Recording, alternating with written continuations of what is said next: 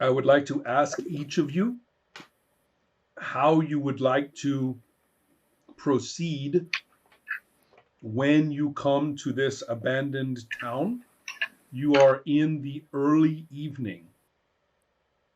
So night will be coming, and all of a sudden it strikes you as very strange. The sun was not supposed to set for another hour, but it is much closer to. In fact, it was not supposed to set for maybe 2 more hours. But now you can see that it is setting earlier. It is beginning, it's closer to the horizon than you thought. So it is setting more appropriately for later in the winter. So it is almost as though you have moved into a completely different dimension where winter is the case for not just this spot. Oh, it's a little bit snowy. Oh no, oh no. No, it's much more than that. The very sun is changed. So what will you do? Will you stay in the town? How will you proceed? Will you explore around a little? Will you separate? How will you handle this situation? And don't forget that staying somewhere for the night is a priority of some kind. My character will say to the others that we should probably look after supplies, maybe somewhere to set a base on if we have to. Ola? I think I will try to find the highest point in this town. If it's a rooftop or whatever, I will try to swiftly climb that and get a kind of a view of all the town, and just it will have to be a rooftop. Yeah, so I will just I will climb the rooftop and just use my eagle eyes. That's right. to I see things. Okay. Well, that's very useful because your eagle sight quickly establishes that you are not entirely alone, that at another corner of the town is a group of people on horses and that they are rapidly getting onto their horses and they are riding toward you through the streets. It is not quite, you are able to spot them as they begin. Therefore, none of you will have to wait, or you do not have to wait to hear the hoofbeats. You will hear the hooves of the horses soon, but you are seeing this happen. They are dressed in, you can see samurai-style helmets. And the relationship between Ronin and samurais are a bit tense. Well, you may have to be closer to be sure, but to see several people together wearing the samurai helmets and also riding horses who seem to know what they are doing is kind of a bad sign. Either they are extremely well-organized Ronin who probably worked together in the military or something like that, or they are samurai. All right. I immediately, before I rapidly move down, I kind of signal to the rest of the team, like danger ahead or something the universal signs for danger ahead. Absolutely, yes. Okay, so would anybody else like to talk to me a little bit about what they are doing? I will try. Do we have any building that we can use to defend ourselves nearby? You can. He climbed on the tallest building, which is probably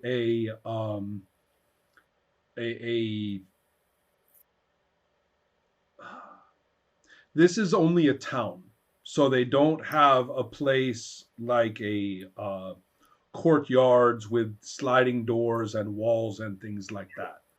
but they do have small towers that you climb up on.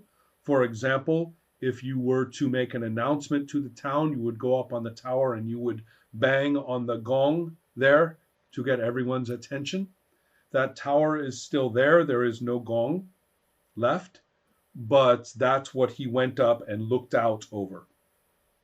So that is just a tower structure and is not much more than just a ladder with platforms a little bit more sturdy than just a ladder, but not much.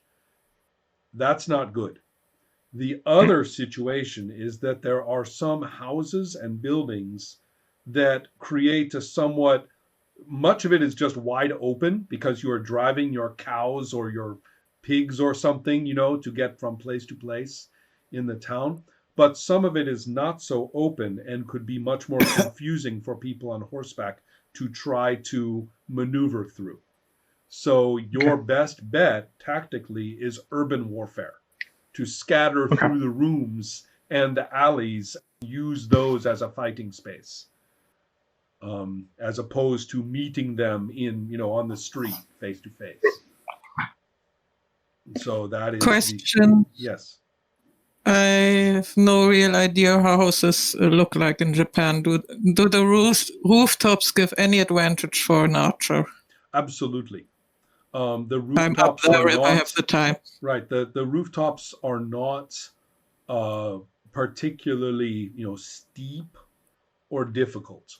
They are mostly flat or partly flat. So imagine me kneeling up there preparing to shoot. Okay, so you are arranging. So you are getting up onto the roof, and I would like a slightly better idea physically of where everybody else is. We are thinking about this area with corners and small places to walk between the walls, and some slightly difficult, situation. If Ola's character had not seen them, then you would have been trapped in the open. They are already splitting apart to come from two directions. My character is hiding in between the houses in the shade. Okay. Nathan?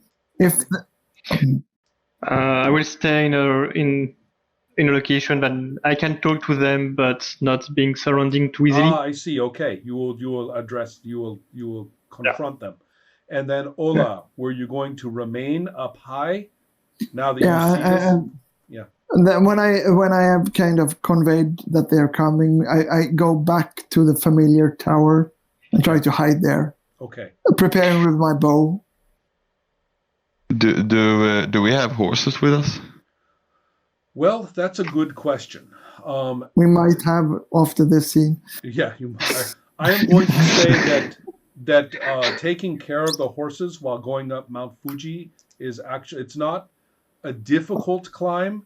Conceivably, you could ride horses up it, but it would be very inconvenient to take care of them and deal with them. So you have probably met here without horses. Yes. And also, none of you are very wealthy. So, who said we bought them? Yeah, true. Okay. To keep this short, no horses right now. No horses. We don't have the money. If you act as a group, either against an individual or against a group, then you each get to roll 1d6, and your group attack will be treated as the highest value. If you spend trust 1 point and you help someone else's action, then you will roll 1 die and you will add it to their die. Otherwise, you are just rolling 1 die for yourself, naked. So is this a choice that you're giving us now? I'm going to say that as these, no, I'm not giving you the choice now. It is completely dependent on your actions every round of combat. Yeah. That's all. But you would accept us as a group, even though we barely met. I am talking about combat tactics and supportive actions. Mm-hmm. Like, are kind of- everybody knows what they are doing because everybody Absolutely. has been a samurai. Yes. Great, good. So the next question is that the samurai who come around on their horses in front of Max's character are going to they Wait, are that would be clearly- Nathan, right? I'm sorry, what? That would be Nathan's character. Oh, sorry, yes. Yeah. Sorry, Mine is hiding. So I was Yeah. like, wait, what? Right. So Nathan, your character steps out in front of Yuma-sama. Yuma steps out in front of the approaching people on horseback. You will see there are a lot of them. There are 5. You will see that their armor and their weapons are in excellent condition. They are clean. Their samurai haircuts are perfect. They are not wearing heavy armor. This is not a military action. But they are wearing the helmets, and here and there, some of them have some lighter armor on. And they are only using their swords. They are not using their bows. And so the first one, who sees you,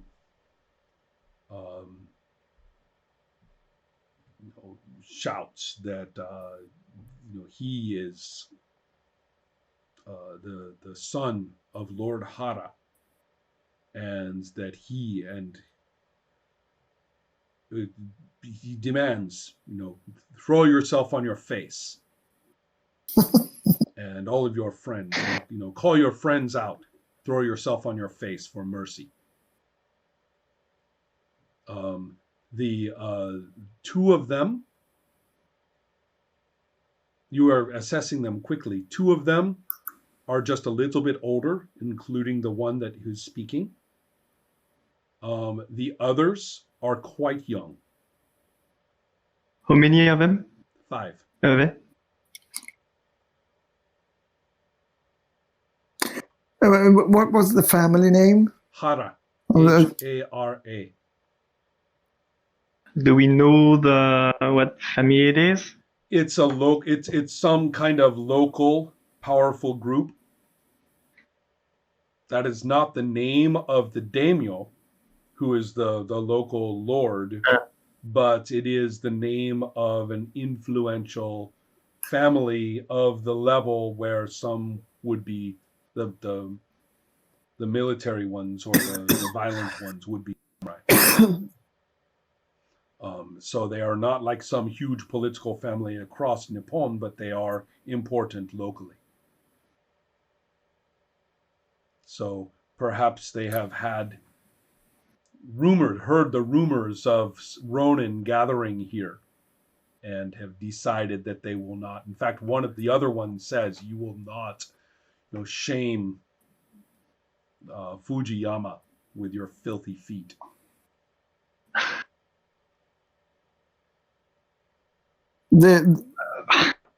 I think I will shoot one of them. Okay. Because Without a signal from Kisaragi-sama. Let's have everybody say what they are going to do. Nathan, I'm going to give you pride of place for saying it now. Yeah. I say no, and I'm drawing my sword. Okay. And I hope everybody's going to follow me. There you go. It's like, okay, everyone, right? And so, and I think, and then when you like the sound waves of no, it kind of weaves together with the sound from an arrow. So sure. So it comes extremely simultaneously.